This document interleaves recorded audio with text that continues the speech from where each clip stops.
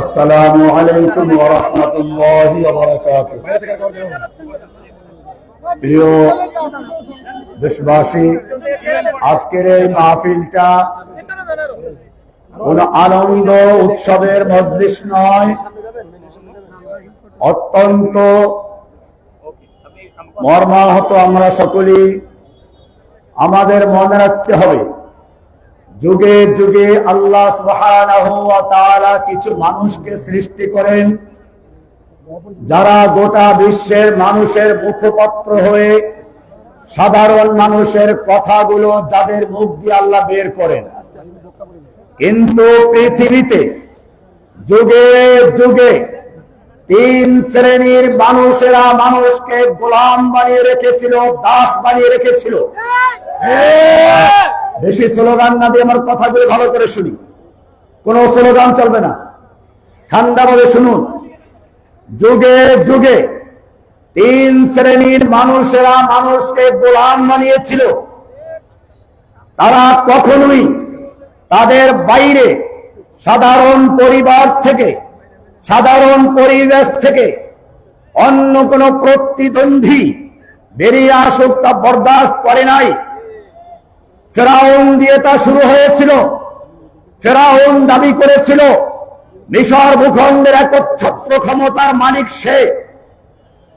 কোরআনের সূরা কসস 28 নম্বর সূরার 4 নম্বরতে বলা হয়েছে, 3 নম্বর আয়াতে, ইন্না ফিরআউনা আলা ফিল আরদ, ফিরআউন তার দেশের সমস্ত ক্ষমতা, সর্বময় ক্ষমতার একচ্ছত্র মালিকানা দখল করেছিল। তার হুকুম ছাড়া কিছু চলত না। সে গর্ব করে বলেছিল, আলাইসা লি মুলকু মিসর, এই মিশরের একচ্ছত্র মালিকানাকে আমার নয়, এখানে আমার মালিকানাকে, আমার ক্ষমতাকে কেউ চ্যালেঞ্জ করতে পারবে না। যখনই শুনল তার ক্ষমতাকে চ্যালেঞ্জ করার জন্য একটা নবজাত শিশুর জন্ম হতে যাচ্ছে, তার দরবারের কিছু মৌলবীরা তাকে সাবধান করলো। সঙ্গে সঙ্গে সে নির্বিচারে বনি ইসরাইলের সকল নবজাত শিশুদেরকে হত্যা করেছিল।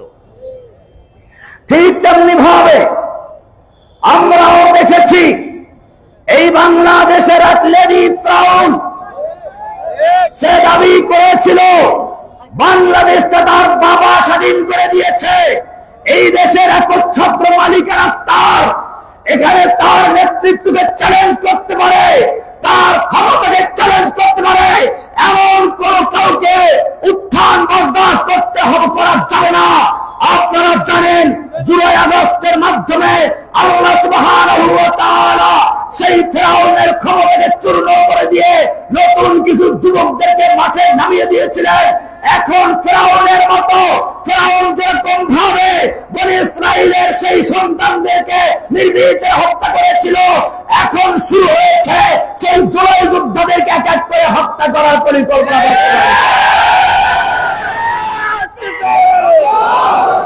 কিন্তু জেনে রাখবেন, জেনে রাখবেন, ফিরআউন যতই চক্রান্ত করেছে, যতই শিশু হত্যা করেছে, আল্লাহ রাব্বুল আলামিন ফিরআউনের ঘরে মুসাকে তৈরি করেছেন, লালন পালন করেছেন।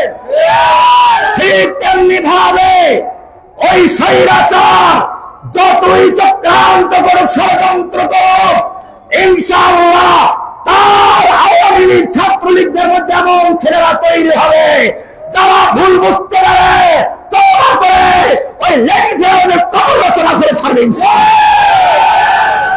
ভাইরা আমার, আপনারা জানেন শয়তানকে আল্লাহ তাআলা জান্নাত থেকে বহিষ্কার করে দিয়েছিল। আদম হাওয়া জান্নাতে ছিল, তাহলে আদম হাওয়াকে শয়তান ধোঁকা দিল কি করে? আদম হাওয়া জান্নাতে, শয়তান বাহিরে, ধোঁকা দিল কি করে? শয়তান মাঝে মধ্যে জান্নাতের দরজার সামনে আসতো আর বলতো আমি বর্ডারে আছি, বাংলাদেশের কাছেই আছি, চট করে ঢুকে পড়বো। এখান থেকে বিভিন্ন চক্রান্ত করেছিল। কিন্তু জেনে রাখবেন, শয়তান যতই চক্রান্ত করেছে, জান্নাতে আবার ঢোকার যতই চক্রান্ত করেছে, কিয়ামত পর্যন্ত সে জান্নাতে ঢুকতে পারে নাই, পারবে না।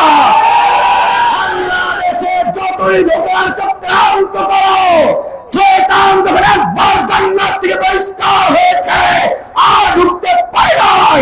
ও নরেন্দ্র মোদী, জেনে রাখো, বাংলাদেশ একটা জান্নাত। বাংলাদেশের প্রত্যেকটা ইঞ্চি যে একটা মসজিদ, আজকে সবরা চত্বরে জুমার সালাত আদায় করে ওসমান শরীফ ওসমান হাদি চত্বর ঘোষণা করা হয়েছে। এর মাধ্যমে আমরা জানিয়ে দিচ্ছি, বাংলাদেশের প্রত্যেকটা ইঞ্চি ইঞ্চি জায়গা এক একটা মসজিদ। এই মসজিদের দিকে যদি কেউ চোখ তুলে তাকায়, চোখ